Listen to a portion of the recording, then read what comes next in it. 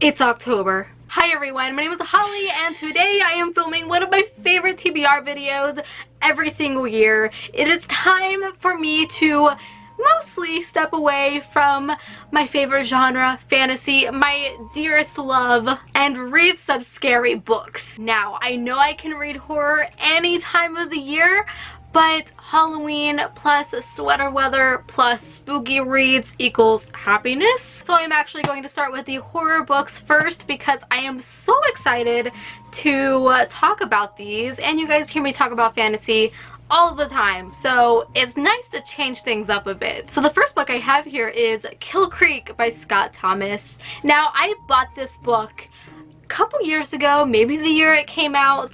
What was it, 2017 I think? I have been just saving it for October because we have to be on brand. This takes place in an old abandoned house that was built in the mid 1800s that people assume is haunted. One day, four very well-known horror authors receive invitations from a horror website that are known for their viral videos and for their publicity stunts to spend Halloween nights within this house. Of course, things go bump in the night. Well, probably more than that. More like evil runs rampant through here. I cannot wait to read this bone-chilling novel that I know so many people who have read it and loved it. I want to be scared. I want to not be able to sleep at night, which brings me into the next book I'll be reading, which is The Nightmare Room by Chris Sorensen. This is yet another haunted house story, which I love. Haunted houses is what I typically gravitate towards when it comes to horror if it's not sci-fi. There's just something about old decrepit houses that just gets under my skin in such a good way. In this story, we are following a married couple who recently went through some very tragic events and they want to try and start over. Now the husband's father has fallen ill, so they decide to move back to his hometown and to his father's house, which has some history within it. There's also a sequel to this called The Hungry Ones, which they're both really short, so if I really enjoy this one, I will definitely pick up the sequel. Now, similar to mystery, I want to go into scary books practically knowing nothing. I have a super secret, deep, hidden passion for things spooky, so you know, this is just my season, which is why I'm wearing my spooky voodoo kitty hoodie, and it's freaking hot in here. Now this next book is total spur of the moment because I just got it in my out crate, but it's so short and I've always wanted to read this book, and that is The Haunting of Hill House by Shirley Jackson. I have an itch, ignore me. Again, we're just taking this haunted house theme and absolutely running with it. I didn't realize how short this book really was until I got this physical copy. Thank you, Al Crate. You guys are awesome. And I can finally check this one off my bucket list. I mean, look at this cover.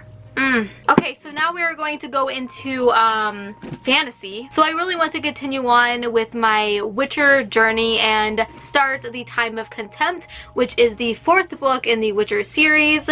Book 2, technically full-length novel. Not much I can say here except I am very excited to see where this plot goes. I really hope it thickens and becomes more action-packed because The Last Wish, the previous book, I found to be a little bit disappointing, and I just really want the adventure like the short stories had. I know the series gets much more intense as it goes on, which I'm hoping this is the beginning of that. Also, these books read so freaking fast. I fly through them, so I have no fear of not picking it up this month because I definitely will, and this one is a little bit on the shorter side. Now on to the star of the month. You hear that?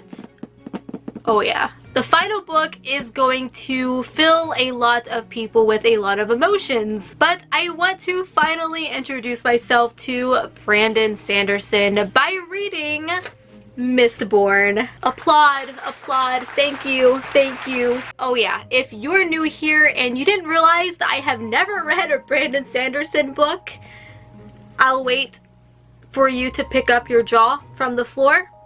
Just do that really quick. I won't look. You good? There's really nothing I can say about this book that hasn't been said a million freaking times, but I expect this to be a favorite. I have always expected that. I don't know why I haven't picked up a Brandon Sanderson book, but I mean, look at me. Look at my shelves. I should have picked it up by now, but I'm going to in October. I am not putting it off anymore. It's happening. You are not in a dream, are you? Earth Simulation? There's actually a couple huge fantasy series that you guys have been begging me to read. Malice by John Gwynne, Nevernight by Jay Kristoff. Those are being prioritized for the rest of the year because it's almost 2020 and I don't want to go into that year having not read this or those other two. So it's happening. So those are most of the books that I really want to read in October. Tell me down below what you want to get to, because I would love to know. Tell me some spooky stuff. Tell me something scary down there that you want to get to. If you don't like scary stuff, tell me something atmospheric, because that counts too. Go ahead and give this video a big thumbs up because that helps me out so much. And don't forget to subscribe. I upload videos every single week. Follow me on Instagram at HollyHeartsBooks and on Twitter at HollyNiece. And until we meet again, happy reading.